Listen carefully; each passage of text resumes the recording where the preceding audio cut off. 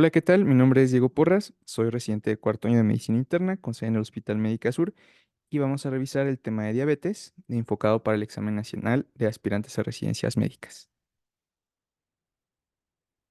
Bueno, vamos a comenzar hablando un poco sobre la epidemiología de esta enfermedad. Recordemos que es la principal causa de muerte prematura y discapacidad en México. Es un dato importante, ya que dentro de las complicaciones les pueden preguntar sobre la retinopatía diabética y que justamente es la primer causa de ceguera en personas en edad económicamente activa. Entonces, esa puede ser alguna de las preguntas que les hagan y por eso es importante conocer la epidemiología.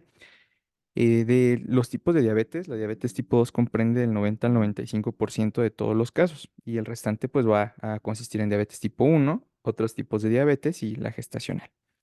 En 2019 nos hablan de una cifra de 463 millones de personas en todo el mundo que viven con esta enfermedad y en México ocupamos el sexto lugar a nivel mundial en cuanto a la prevalencia, con 12 millones de mexicanos. Si hablamos de una población más o menos de 120, 130 millones en total, pues una décima parte de nuestra población vive con esta condición.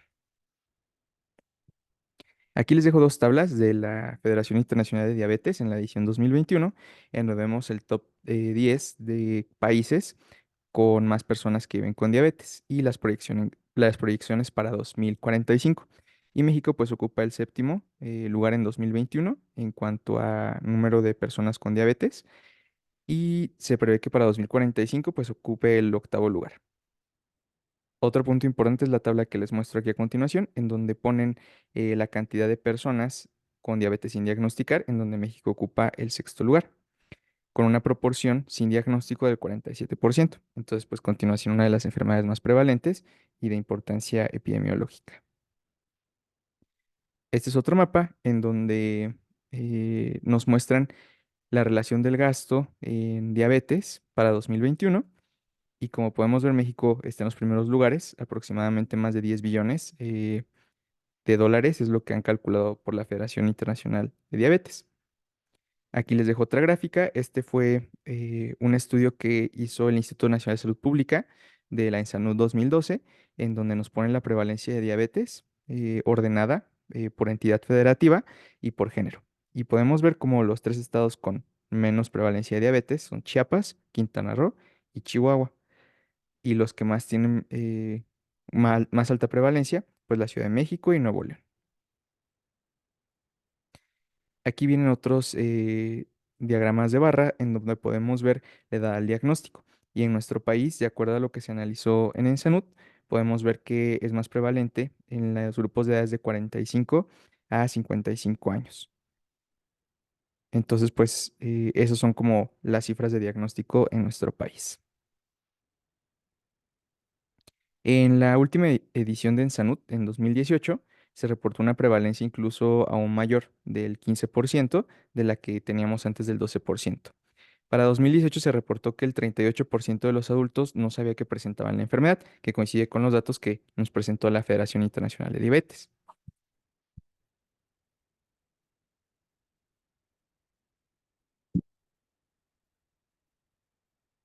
Y como país se tiene pues mal control de la enfermedad.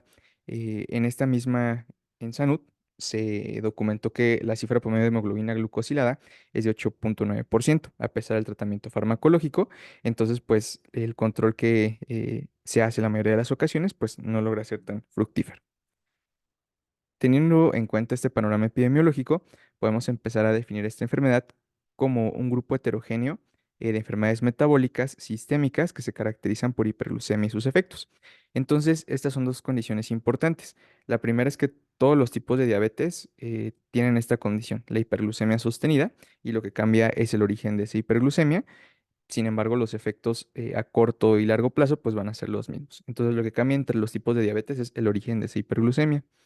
Tiene un componente genético y ambiental, específicamente el genético para diabetes tipo 1, pero en ambos puede participar ambos componentes. Y se puede tener más de un tipo de diabetes. Entonces, no porque tenga un paciente diabetes tipo 1, significa que en un futuro no pueda desarrollar la tipo 2. Y los que tienen diabetes tipo 2 no significa que no tengan anticuerpos en algún punto de su enfermedad.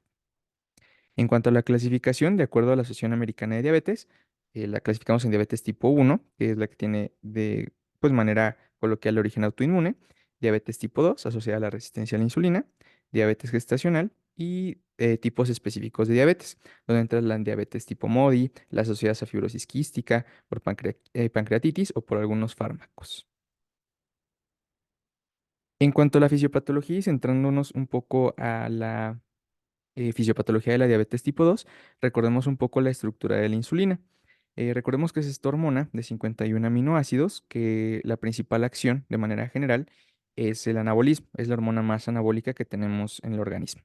Entre sus funciones destaca el aumento en el transporte de glucosa, la disminución de la gluconeogénesis, puesto que no requerimos la síntesis de glucosa a partir de otros componentes, inhibe la lipólisis, favorece la lipogénesis y aumenta la síntesis de proteínas. Es decir, todas las funciones van hacia el anabolismo.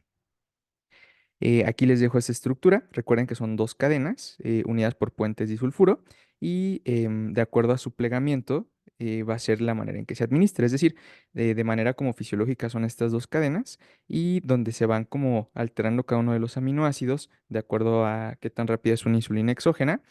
eh, Son como esas modificaciones que se le hacen.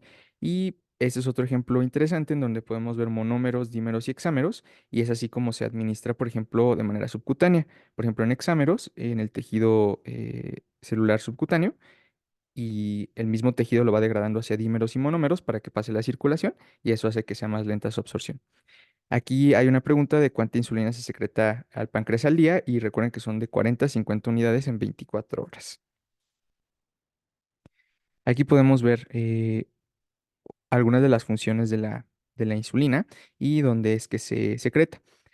Eh, Hasta el 55% del volumen del islote de Langerhans, que es donde se sintetiza la insulina, corresponde a las células beta, y estas son las que tienen la síntesis de esta hormona.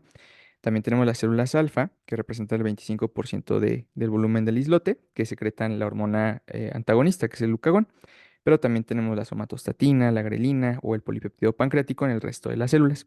Pero todas las que ven aquí de azul son las células beta y tienen un papel importante en la fisiopatología que vamos a revisar a continuación. Y las que están de naranja son las células alfa, que actualmente igual tienen algunas implicaciones para el tratamiento farmacológico. Aquí podemos ver en esta imagen de la célula cómo a partir de la síntesis en el retículo endoplásmico rugoso y todo el metabolismo que existe dentro de la célula beta, se forman los gránulos secretores en donde se almacena la insulina y se secreta al exterior. En el esquema de la izquierda podemos ver cómo de manera fisiológica existe una secreción basal de insulina y posterior a cada alimento existen picos de insulina. Entonces es la secreción fisiológica y es lo que se logra o se quiere buscar al momento de calcular algún esquema para la administración exógena de insulina. Y del lado derecho tenemos el mecanismo de acción de la insulina. Recuerden que la insulina se acopla a receptores de tirosina sinasa. Y al momento de que se acople el receptor, empieza toda la cascada de segundos mensajeros para que se expresen los receptores GLUT y que estos ingresen la glucosa a la célula. Algo importante es que dentro de estas vías moleculares pueden relacionarse con los mecanismos de resistencia a la insulina. O sea, cuando la molécula no puede activar de manera adecuada el receptor y por lo tanto no puede haber el ingreso de la glucosa a la célula de manera adecuada. Por ejemplo, hay situaciones de lipotoxicidad o glucotoxicidad donde la hiperglucemia es tan importante o la dislipidemia también es tan importante que los residuos de tirosina que se encuentran aquí para acoplarse y unir al receptor se ven modificados por residuos de serina y es ahí donde puede verse afectada el acoplamiento del receptor y pues que la insulina no tenga el efecto deseado. Entonces, pues el conocer las vías metabólicas para saber cómo se expresa, por ejemplo, los transportadores de glucosa como el GLUT4 hace que conozcamos más la fisiopatología de la enfermedad. Y finalmente en esta tabla les dejo los efectos endocrinos de la insulina en varios órganos, en hígado, en músculo, en tejido adiposo y en cerebro. Pero pues la mayoría de la acción de la insulina es promover las vías anabólicas. De ese otro lado tenemos a las hormonas contrarreguladoras. Estas tienen el efecto contrario. Si la insulina lo que busca es reducir la glucosa sérica, las hormonas contrarreguladoras aumentarla. La principal hormona contrarreguladora es el glucagón, pero de ahí siguen las catecolaminas como la adrenalina o la noradrenalina, el cortisol, la hormona del crecimiento o incluso las hormonas tiroideas. En esa tablita, de acuerdo a cómo vaya disminuyendo la concentración de glucosa, es como se van aumentando las hormonas contrarreguladoras. Entonces, el glucagón es la principal hormona contrarreguladora. Aquí dice segunda línea de defensa contra la hipoglucemia, pero porque la primera línea es que se reduce la insulina. Entonces, la primera hormona que va a actuar después de eso es el glucagón y enseguida la adrenalina. Otra parte que hay que recordar de la fisiopatología es el efecto de las incretinas. Esas son hormonas que se secretan a través de las células endocrinas intestinales, específicamente de las células L y de las células K. Entonces, el efecto de estas hormonas es ayudar en la liberación de insulina. Incluso aquí les pongo que son responsables del 60% del efecto postprandial de la insulina. Por eso el estímulo oral siempre va a ser un poco más potente que el estímulo intravenoso. Y son dos incretinas que conocemos, el GLP o péptido similar al glucagón tipo 1 y el HIP o péptido insulinotrópico dependiente de glucosa. Estos van a favorecer la secreción de insulina, disminuyen la secreción de glucagón y también hacen un poco más lento el vaciamiento gástrico. Sin embargo, la vida media de estas hormonas es un poco limitada, más o menos de 3 a 4 minutos, porque existe una enzima que se llama DPP4, la cual degrada estas incretinas. Y es importante conocer esto porque hay blancos terapéuticos tanto para hacer más prolongada la vida específicamente del GLP-1 y hay otros fármacos que van dirigidos hacia la inhibición de la DPP4 y hacer más prolongado el efecto de estas incretinas. Un mecanismo importante y que se resume del lado derecho es que para el desarrollo de diabetes requerimos dos factores importantes. El primero es la resistencia a la insulina y el segundo es la falla de los islotes pancreáticos. Al momento de juntarse esos dos factores, podemos desarrollar diabetes tipo 2. Para que el organismo desarrolle resistencia a la insulina, requerimos otros tres factores. El primero es que haya reducción de la captación de glucosa a través del músculo esquelético. Y eso se puede dar, por ejemplo, por falta de ejercicio o por los procesos de glucotoxicidad o lipotoxicidad. El siguiente es el aumento de la producción hepática de glucosa o aumento de la gluconeogénesis. Esto, pues, como no tenemos una adecuada acción de la insulina a nivel periférico, no hay un adecuado aprovechamiento de la glucosa a nivel celular. Entonces, el hígado empieza a producir más glucosa a partir de otros eh, productos que no tengan que ver con los carbohidratos, por ejemplo, con las proteínas, con los lípidos, y de ahí partir para la fabricación de glucosa hepática. Y la otra es el aumento de la lipólisis e inflamación a partir del tejido adiposo. Y esto tiene que ver también con procesos de lipotoxicidad y de aumento de adiponectinas para que favorezcan la resistencia a la insulina. Y la segunda parte tiene que ver con la falla del islote pancreático. Hay reducción de la función de las células beta, reducción también del número de las células en cuanto a la masa y aumento de la función alfa, es decir, aumento en la síntesis de glucagón. Por lo tanto, al juntarse todos estos factores, hay hiperinsulinemia, resistencia a la insulina e hiperglucemia. Hasta 2009 se pensaba que todo esto tenía que ver con tres procesos y se llamaba en algún punto triunvirato de la glucosa.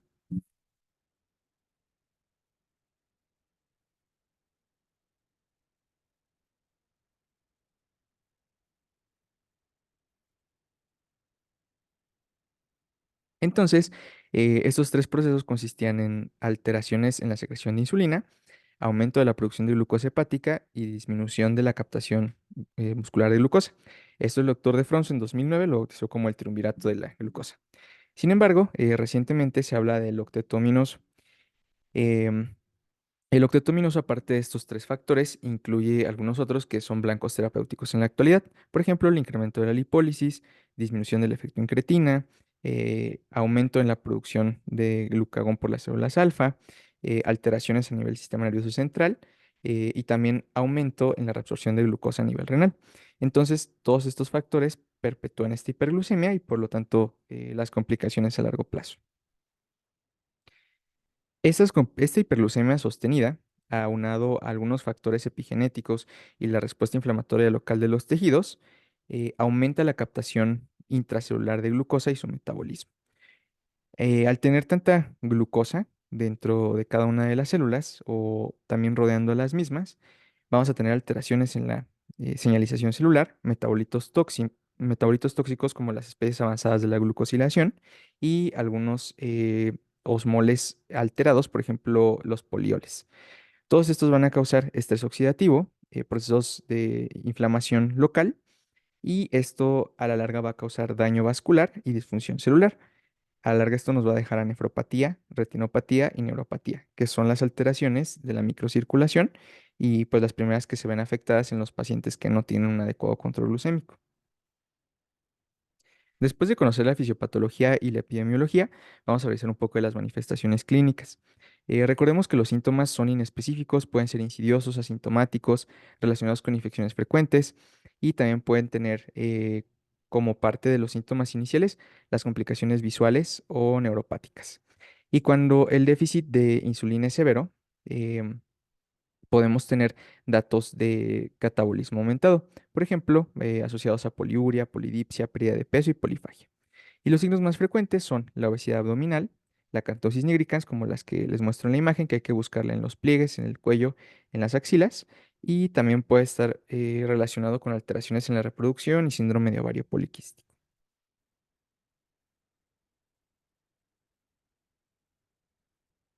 Bueno, ya que conocemos la clínica, ¿cómo vamos a hacer el diagnóstico? Para esto tenemos varios métodos que debemos conocer. Los métodos de diagnóstico se pueden hacer en cualquier escenario clínico, sea un paciente sintomático, asintomático, con o sin factores de riesgo. O sea, para cualquier tipo de escenario son ideales. Son los mismos criterios diagnósticos para diabetes tipo 1, para diabetes tipo 2 y otros tipos de diabetes. Lo que tenemos que diagnosticar es el origen. Pero el hacer el diagnóstico de esa hiperglucemia es lo mismo para todos los tipos.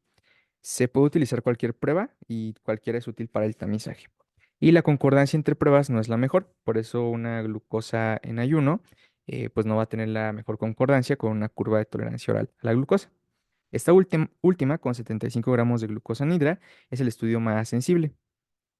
Y la hemoglobina glicada nos va a ayudar a valorar situaciones en donde la medición eh, pues puede estar alterada en ayuno y también vamos a revisar alguna de las patologías en las que puede estar alterada la hemoglobina glucosilada.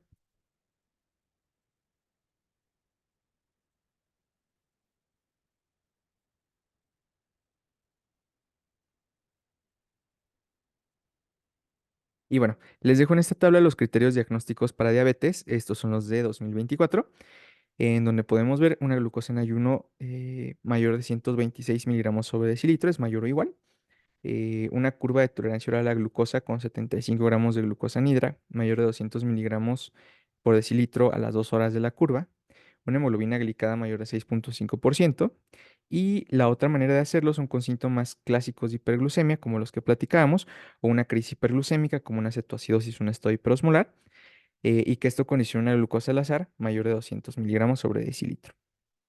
Ahora, se requieren dos estudios en la misma muestra o en muestras separadas, es decir, de estas tres pruebas, vamos a tomar las tres primeras, requerimos dos, o sea, ya sea la misma o una diferente. Entonces, mínimo requerimos dos para poder hacer el diagnóstico. Ni la ADA ni la guía mexicana nos dicen cuándo hacer la segunda ni con qué velocidad. Entonces, mientras se tengan dos, el intervalo de tiempo no es un determinante. En esta tabla también les dejo algunas ventajas y desventajas de cada uno de los métodos.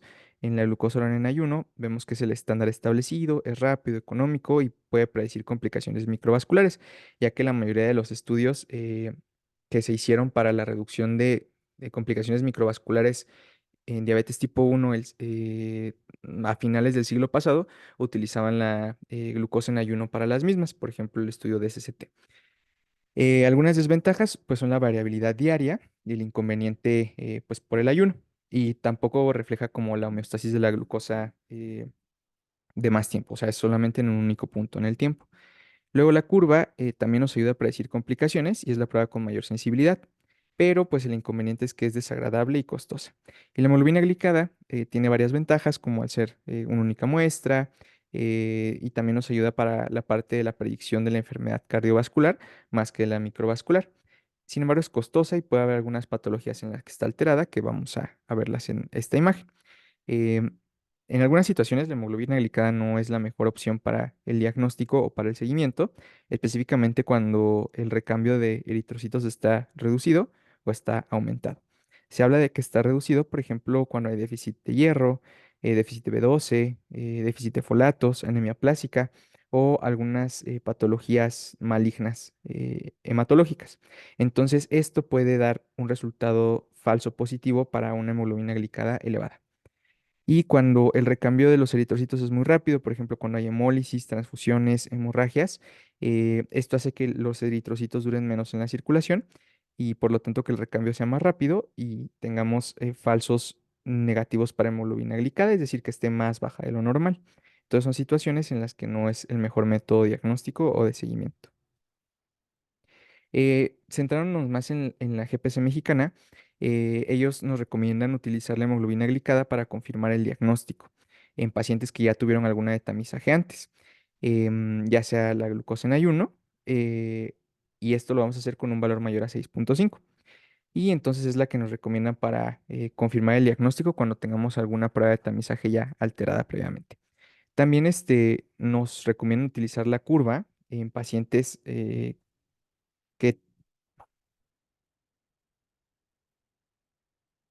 en los que también se desea confirmar esta patología. Entonces, cualquiera de las dos las podemos utilizar para realizar la confirmación del diagnóstico. Y aquí incluso nos los ponen, ¿no? Que la hemoglobina glucosilada es un mejor estudio para descartar la presencia de diabetes. Entonces, ese sería como el de primera elección. Prediabetes es otro estado en el que lo definen como que el paciente tiene más riesgo de desarrollar diabetes. Son estos tres criterios diagnósticos en cuanto a glucosa en ayuno mayor a 100, pero menor a 125, la curva de tolerancia a las 2 horas entre 140 y 199 miligramos y una hemoglobina glicada de 5,7 a 6,4. Y es importante conocerlos porque a partir de esto podemos ver algunas situaciones en las que vamos a tamizar a nuestra población. Tanto la Guía Mexicana como la Asociación Americana de Diabetes nos marcan que debemos tamizar a todas las personas con un índice de masa corporal mayor de 25 y cualquiera de las siguientes características: familiares de primera línea con diabetes, etnia de alto riesgo, y pues México entra como una de esas etnias. Antecedente de enfermedad cardiovascular, hipertensión, hipoalfa-lipoproteinemia, o sea, un HDL menor de 35 o hipertrigliceridemia mayor de 250, mujeres con síndrome ovario poliquístico, sedentarismo o datos de resistencia a la insulina. Son como el IMC más uno de esos factores. Otro es que tengan prediabetes. A ellos de manera anual se tiene que hacer el tamizaje para diabetes.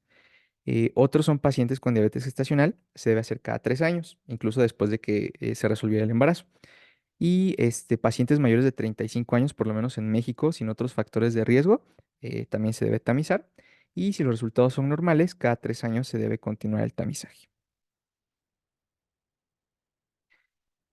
Aparte del tamizaje con las pruebas de glucosa en ayuno, la guía de práctica mexicana nos recomienda esta herramienta que se llama FindRisk. En ella es un cuestionario en donde se valora la edad, el índice de masa corporal, la circunferencia de cintura, la actividad física, la alimentación con frutas y verduras, la hipertensión arterial, si ya tiene alteraciones previas de glucosa en ayuno y si los familiares directos han tenido diabetes. Entonces se sugiere realizar la puntuación y si tiene un puntaje mayor a 12, pues permitir realizar una glucosa en ayuno. Entonces, como un paso anterior a la realización de la glucosa en ayuno.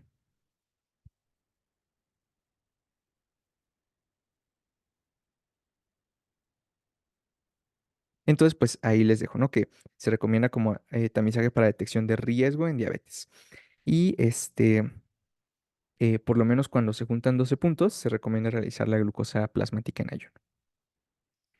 En cuanto a complicaciones y tamizaje, recordemos de manera muy breve que las complicaciones pueden ser agudas, como la hipoglucemia, el estado hiperosmolar no cetósico y la cetoacidosis diabética, o crónicas macrovasculares como la enfermedad vascular cerebral, la cardiopatía isquémica o la insuficiencia arterial periférica, y las microvasculares como la retinopatía, la neuropatía diabética y la nefropatía.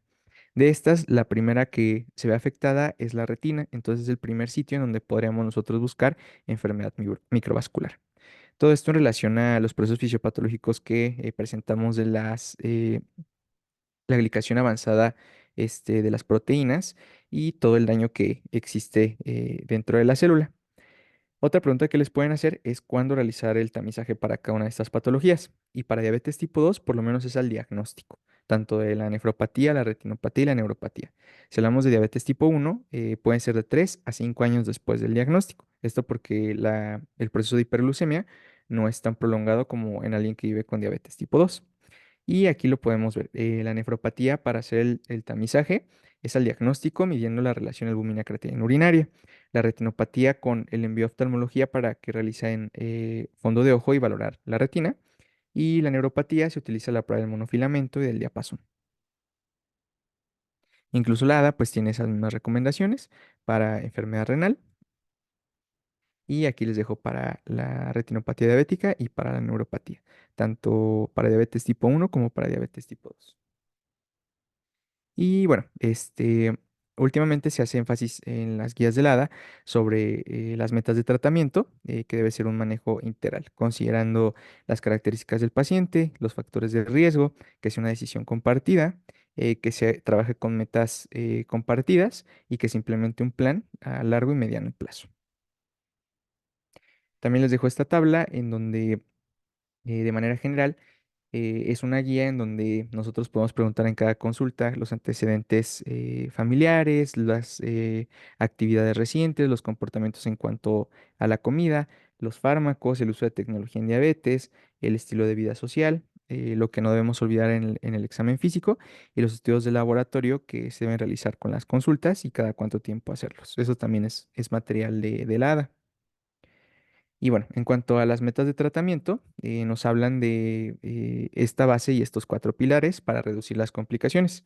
La base siempre nos las ponen como la modificación del estilo de vida y la educación en diabetes, asociado a cuatro pilares para el tratamiento: el control glucémico, el manejo de la presión arterial, el manejo de la dislipidemia y aprovechar para utilizar agentes con beneficio tanto cardiovascular como renal. Y esta base con estos cuatro pilares, pues proponen que van a reducir las complicaciones en diabetes. Y para esto se va a hacer con la hemoglobina glicada, por lo menos en quienes se encuentran en metas 2 veces al año, quienes no, por lo menos cada 3 meses o cuando sea necesario. Y las metas para hemoglobina glicada son adultos sin riesgo de hipoglucemia menor a 7, quienes tengan riesgo de hipoglucemia o poca expectativa de vida menor a 8, glucosa preprandial de 80 a 130 miligramos y postprandial menor a 180 miligramos por decilitro. Y eso tiene que ver con este tipo de esquemas, es decir, debemos valorar quién está en riesgo de hipoglucemia, la duración de la enfermedad, la expectativa de vida, las comorbilidades, las complicaciones vasculares ya establecidas, la preferencia del paciente y el sistema de soporte que tenga. Entonces, de acuerdo a la combinación de estas características, el centro del esquema es una hemoglobina glicada de 7 y de ahí nos podemos ir hacia algo más exigente o menos exigente. Otras metas de tratamiento sería, por ejemplo, la presión arterial. Esa se debe monitorizar en cada visita y por lo menos en pacientes de alto riesgo cardiovascular, la meta es menor a 130/80 y quienes tienen bajo riesgo menor a 140/90. Y también nos invitan a utilizar planes de alimentación como el DASH, que también demostró reducción de la presión arterial. Sin embargo, eso para diabetes, el que nos recomienda la guía mexicana es la dieta mediterránea. También les dejo en breve la foto de la guía. Y aquí, cómo manejarlo. Y recordemos que para el manejo de la hipertensión arterial en diabetes, la primera elección siempre van a ser los IECA o los ARA2. En prediabetes, ya vimos cuáles son los criterios diagnósticos y además de los cambios en el estilo de vida, teniendo como objetivo perder el 7% del peso inicial y la actividad física 150 minutos a la semana y la valoración por nutrición clínica, el tratamiento de elección en prediabetes sería la metformina. Sin embargo, hay ciertos criterios para iniciar el tratamiento.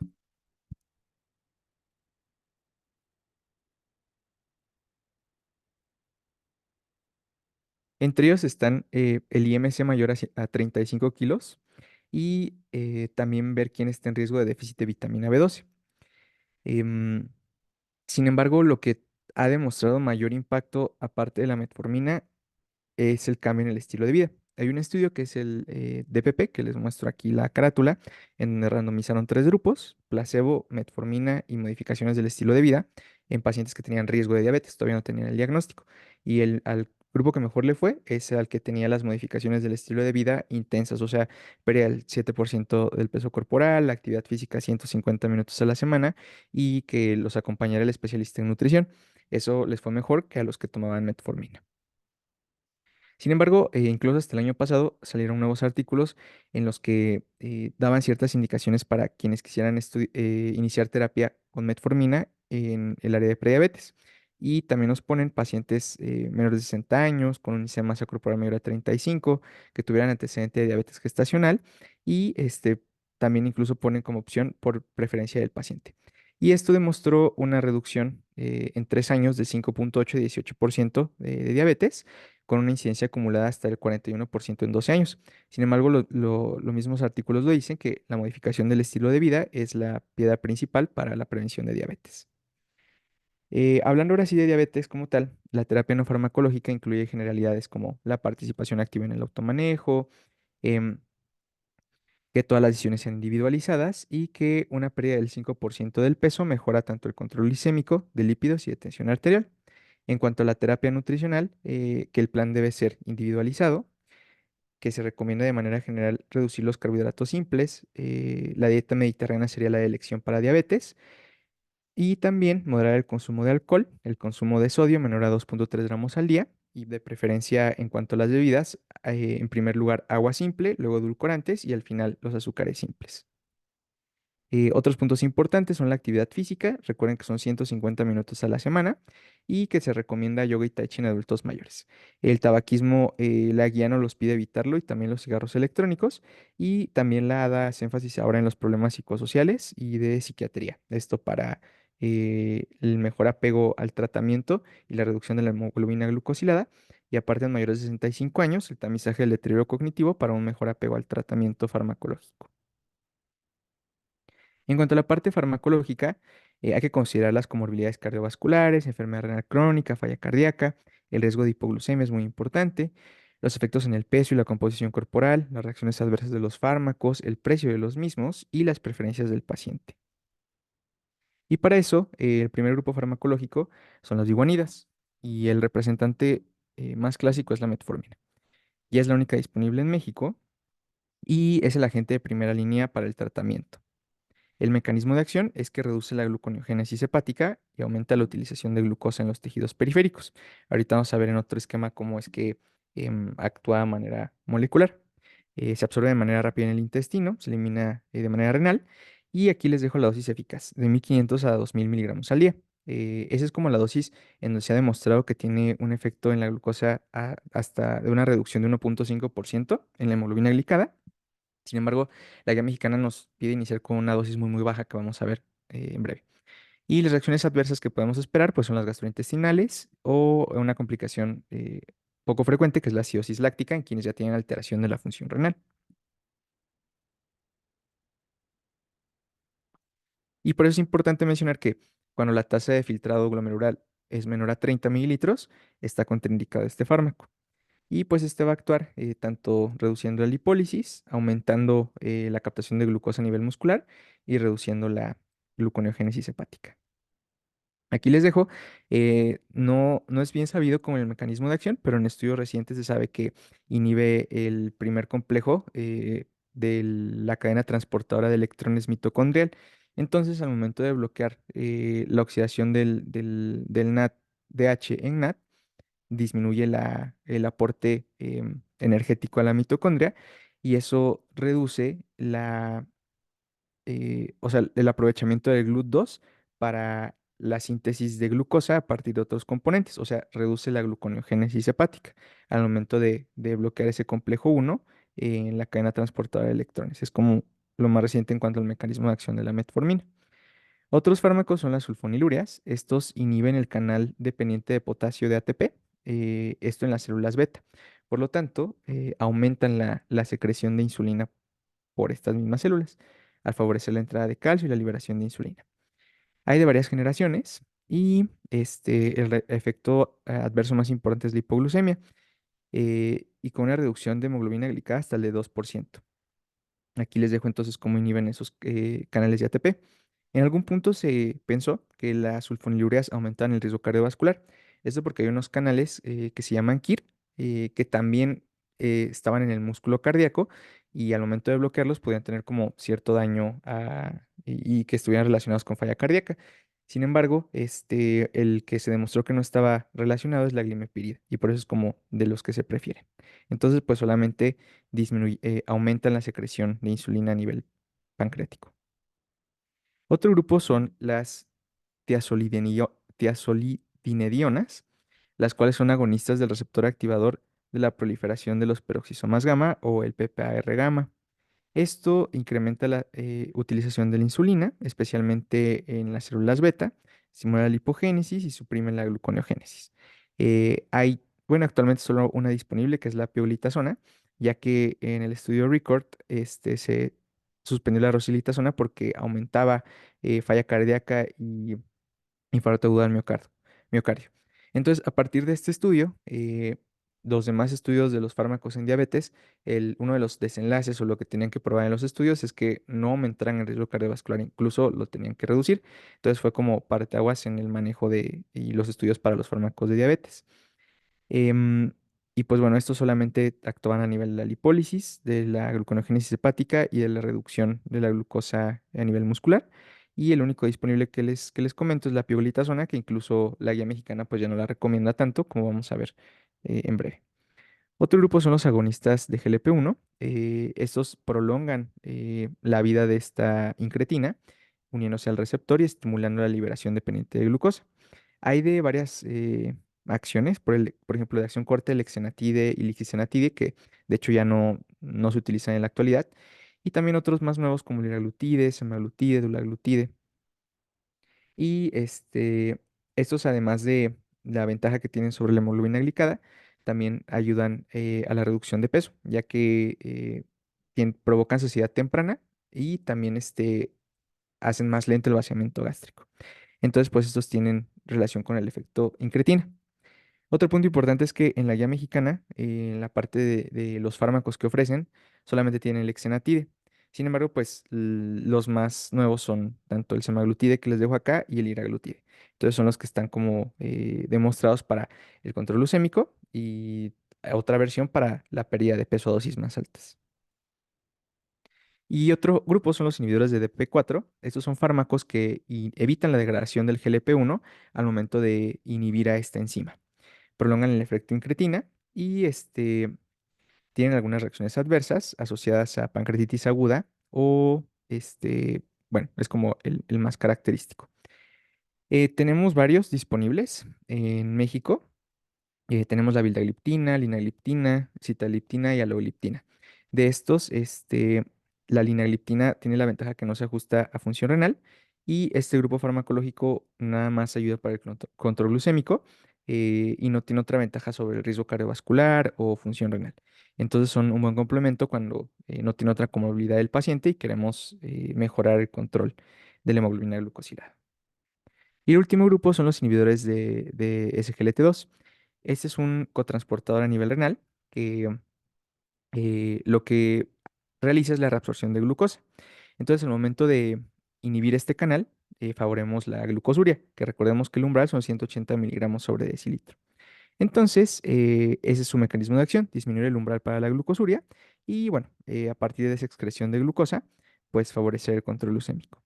Puede tener acciones adversas, específicamente infecciones de vías urinarias, especialmente por agentes como hongos. Y en México tenemos tres, la empaglifosina, la dapaglifosina y la canaglifosina.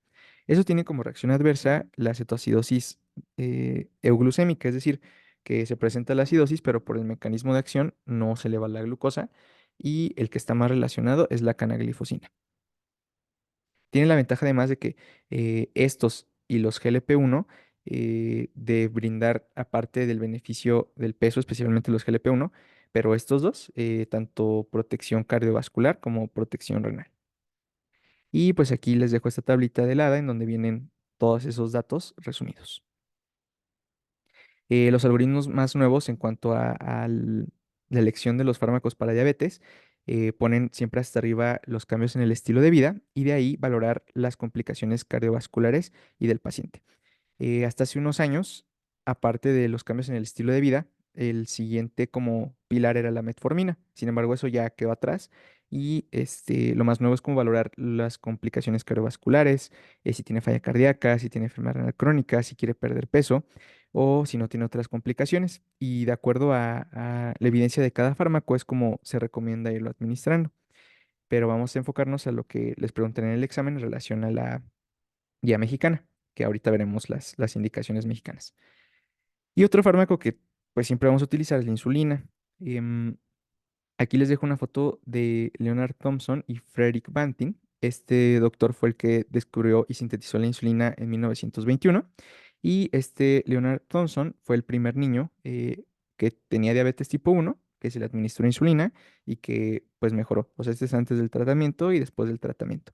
Y pues a lo largo de estos 100 años, como se ve en esta línea del tiempo, pues eh, se han sintetizado nuevas insulinas de diferentes eh, pues vida media, tiempo de acción, y eso ha permitido hacer más fisiológica la administración de esta. Aquí es lo que les comentaba cuando vimos la estructura, que cuando se fabrica se hacen en hexámeros, en dímeros, y estos son los que se administran en el espacio subcutáneo, y de acuerdo a qué tan compactos estén y qué tanto se degraden, pues es la velocidad de la insulina.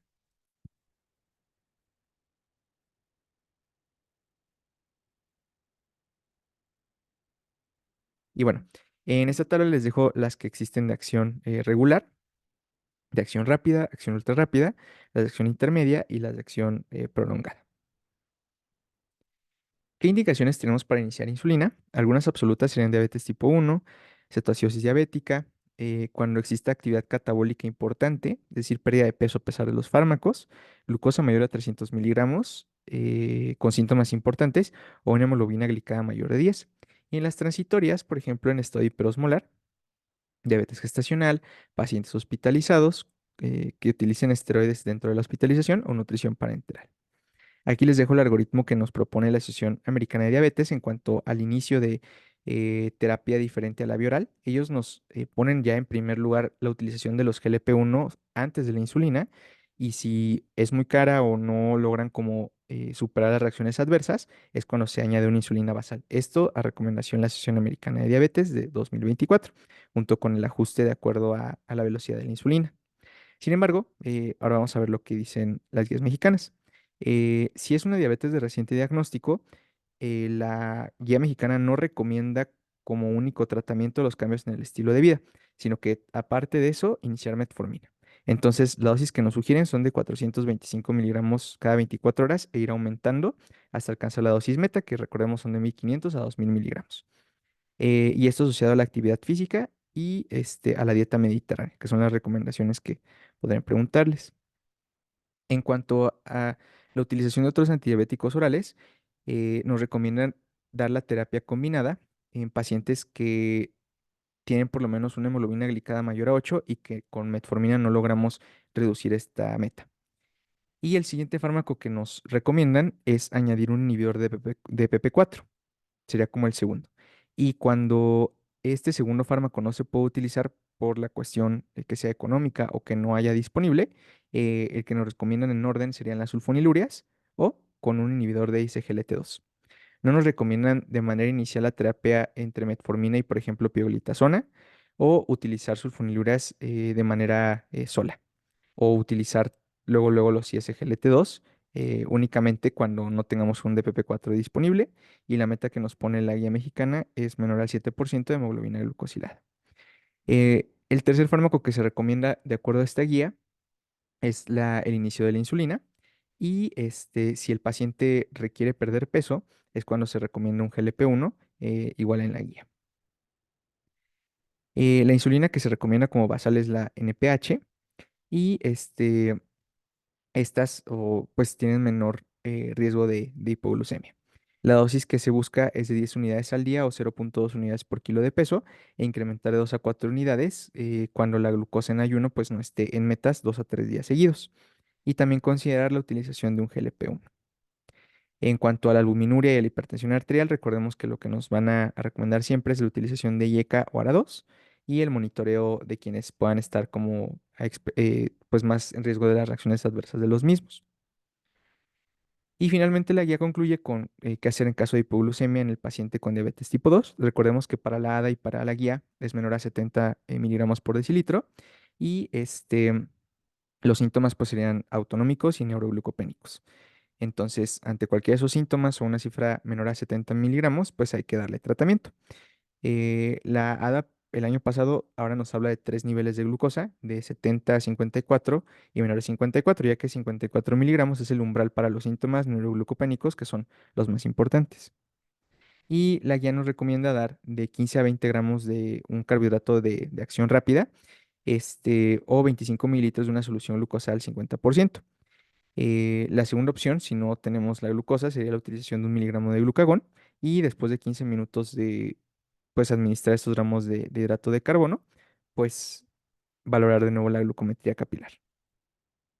Aquí les dejo el algoritmo en cuanto al tratamiento farmacológico, en donde el diagnóstico reciente y estable nos pide determinar una meta de hemoglobina glicada de 7,9, de 8 a 8,5 o de 8,6 a 8,9 y de ahí decidir si el paciente puede iniciar con monoterapia, terapia dual o terapia triple y los ajustes que se tienen que hacer de manera trimestral.